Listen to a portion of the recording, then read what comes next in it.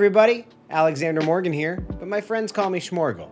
I am systematically making my way through every single digital audio workstation, most of them. If you don't know me, let's lower expectations. I'm not going in there to become a master of every DAW. I'm going in there to be an absolute bumbling baby and make a mockery of myself. In all seriousness, I try to go into every DAW as blind as I can and do as little research as possible because I want to go in as if I'm like a first-time user. Ableton is my preferred DAW, so I pretty much compare everything to that. And it's usually a pretty good baseline. And this time, this Ableton Producer is going to be trying Reason. I encountered Reason a long time ago when I barely even made music. And I just remember my friend saying, if you want to make electronic music, you have to get Reason. I mean, that was it. Now, does that faint memory hold up today? Is Reason the end-all be-all of electronic music making? Let's find out. And the reason is you. All right, we are in a blank Reason session. I've never seen any of this, at least not for a long time. I'm already seeing a bunch of stuff that makes no sense to me. Let's just bumble around like an idiot, shall we? All right, off the bat, this is what looks like is gonna be our arranger, but what's way more exciting to me is this literal rack, this UI of some rack equipment. I gotta tell you, I'm immersed. I do, I do like the vibe of like actually placing. I'm assuming that's how this works. Let's see. It went ahead and gave me okay, so it's just like a mastering bus, maybe. There's a plate reverb, drum live end, all film score. Okay, and we got an echo. So first things first. Here are our tracks. This is what we're going to be making music on. That's the most important part, right? Right. Sure. So I'm gonna go ahead and create, okay, so right away I can create an audio track or create instruments. I don't have to arm it with whatever I decide, say in something that rhymes with Schmeeper. Oh, look at all these instruments I can play with. All right, don't wanna get ahead of myself. Let's go ahead and create an audio track first. Oh, hello, here I am. I'm probably echoing now. Let's record. That click. I didn't know a baby robot was my click for this program. Baby robot, clicking away. Baby robot, just wants to play. I'm a songwriter. Now, speaking of clicking, how do I turn off this metronome now that we've already recorded? Aha! Just wants to play. Looks like C is the way to turn click on. Makes sense, because click starts with the C. All right, so let's just go ahead and roll with this for now. It looks like our tracks get placed into this rack as well. So these are all buses I'm going to have to assume. So if we created a new track, let's say some instruments, maybe this Kong drum designer. Oh, hello. That's a big rack. Don't just... Beautiful. Can I use my MIDI keyboard? I sure can. So let's go ahead and play a little drum groove to our song here. Baby robot, clicking away. Baby robot, just wants to play. How do I make you bigger? Aha! Holding a command button and scroll wheel. That's really intuitive. Some points for that. That feels right. Now scrolling around here. Okay, it's down here. It's like I gotta get used to it's like the opposite in most programs. We're reaching for the bottom here as opposed to the top. Started from the bottom. Now we're here. I can send my MIDI roll here. As much as I like. It's clicking. I wonder if I could take, snap right there. Is there a shortcut? Is it S? It's S. You know why? Because snap starts with S. So if I dive, I'm going to double click on this. I'm going to assume it's going to bring up a MIDI roll. And I was assuming right. DAWs, at the end of the day, they're all trying to do the same thing. Multi-lanes. What does that mean? I don't know, and I won't look it up because I'm proud. I can quantize, can mute clips. That's probably for the best. Unless I was dumb, I don't see these other take lanes. I wonder if I could change that. Preferences. No. Theme. Oh yeah, I did do one. Okay, I did do one thing already in here. I lied a little bit. I've been in here. I lied. I changed it from default to dark. I'm sorry I lied. Well, this MIDI roll feels pretty natch. Baby robot, clicking away. Baby robot, just wants to play. This is a bad song. We're gonna go ahead and scratch that. Not a ton of kits in here. I see 3 here, or 4. Oh, I see. You can download a ton of other samples. We have the 808s here. Maybe I just drag the 808s on. Oh, these are all kits. Cool. There's a lot of kits in here. That's a cool sound. All right, so I'm going to go ahead and use this first half of this. What happens if I press Command D? We duplicate. Like any good DAW does, we duplicate. Now, if I want to go ahead and join these smoothers, join clips, shwabam! So off the bat, there's a level of intuitiveness coming from Ableton that makes a lot of sense for me here. There are certain commands and things I want to do right away that it just either right-click and find it, or click on the actual piece of MIDI or audio itself and find it.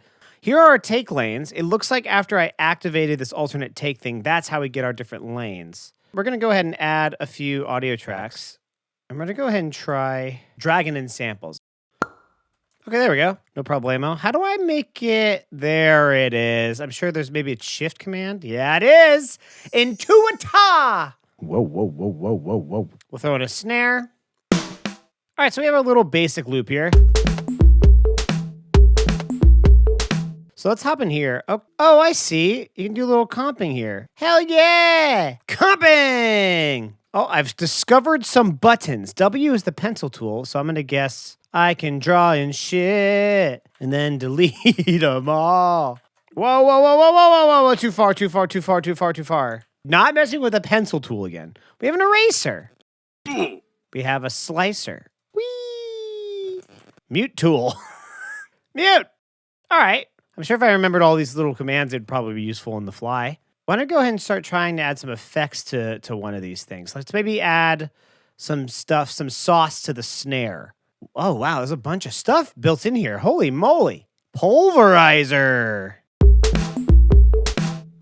I like the pulverizer already. Oh, I could add filters in here. Do we have delay? Let's just go ahead and use the search bar. Yo, I love how if it's like a little piece of gear, it separates it. I mean, this is somewhat arbitrary, I imagine, but it's still a nice little UI touch. I kind of dig that.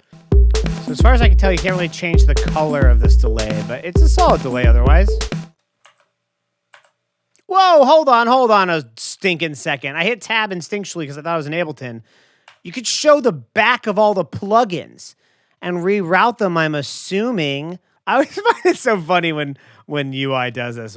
As if, like, I guess for people coming from analog, this could be useful. But most people just hopping into a DAW, they're going to look at this and be like, sorry, huh? I have to deal with wires on my computer? In the metaverse, I have to deal with wires? No, thank you. All right, let's maybe mess with some instruments here, yeah? Oh, wow, there's a bunch of stuff. We have a loop player, Mimic Creative Sampler. Oh, my God, there's all kinds of stuffs going on here. Dare I open this? I already like this bass. Let's maybe get some more crushiness and a retro transformer. Let's see what the fuck happens with that. Whoa! This is chill as hell.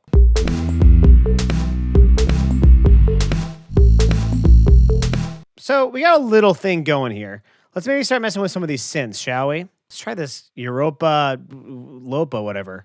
Just scour some presets.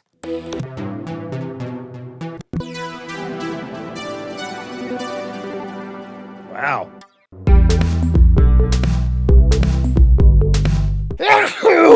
I am Thor? Sorry, hold on.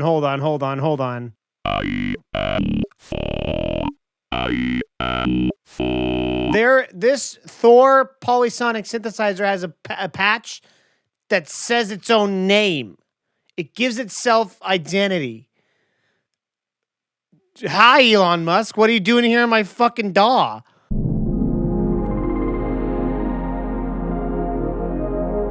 Pretty sample that's just fucking in there. Damn. What do you do? Sorry, huh? Is this the planet?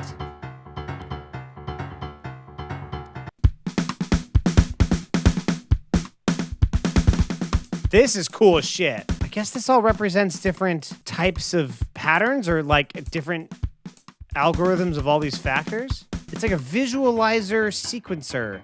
It's very fascinating. Let's try recording something now that this is actually armed and I want it to be. No matter